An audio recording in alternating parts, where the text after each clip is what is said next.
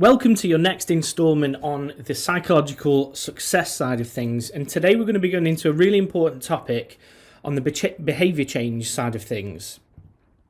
So in this module we're going to be taking a look at the three main components that basically structure your changes in behaviour. We're going to be taking a look at the behaviour change wheel itself, and also practically speaking why it's so important to make sure that you're sort of thinking about this in the background whilst you're trying to change your behaviours. And this, by the way, this can apply to almost any area of life when it comes to changing your behaviours. So it could be getting fitter, it could be changing your nutrition, it could be changing your thought processes and how you think and perceive your journey, for example. So it's a really, really useful tool that not only can be used in a weight loss journey capacity, but it can be used in lots of different ways. So to begin with, the three main components that make up the behaviour change model is the COM-B side of things. So COM-B. So COM represents capability, opportunity, motivation, and those three areas basically go into changing your behaviours. So we need to be mindful that these three boxes need ticking first before we successfully change our behaviours. So when it comes to the behaviour change wheel itself, now this is a little bit more complex. We're not going to go into every single one of these areas, but we can just see in green in the middle, this is straight from the research within the area of behaviour change, and this is a hugely widely accepted model for behaviour change that has facilitated no end of different areas of research. So we've got capability, opportunity and motivation just in green in the middle there.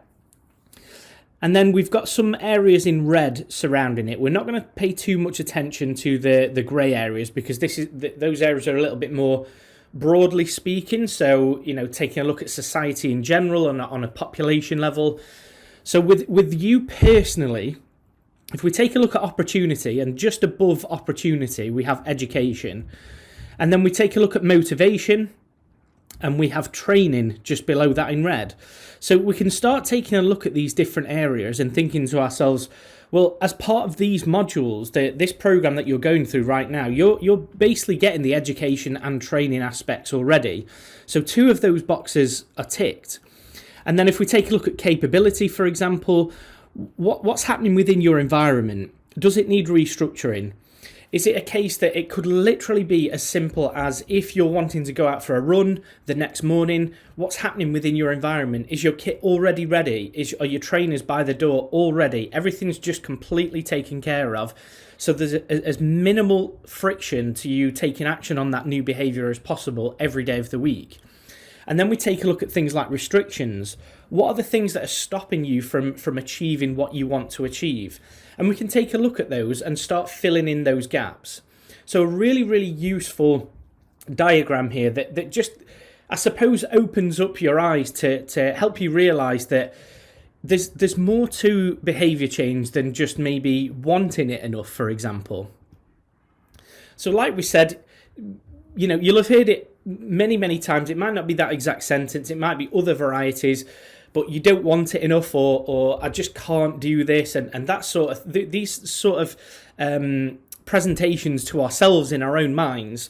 It's a little bit more than that. We need to be taking a look at the behaviour change wheel and thinking to ourselves, which areas do we need to be plugging those gaps within?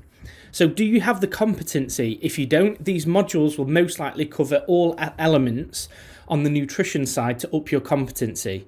When it comes to the opportunity and motivation, again, we can take a look at the behaviour change wheel on the previous slide and take a look at the components of opportunity and motivation and see what needs to change going forwards. So the biggest piece of advice that I can give you is to use these modules to fill in as many of those gaps as you can to facilitate your success going forward.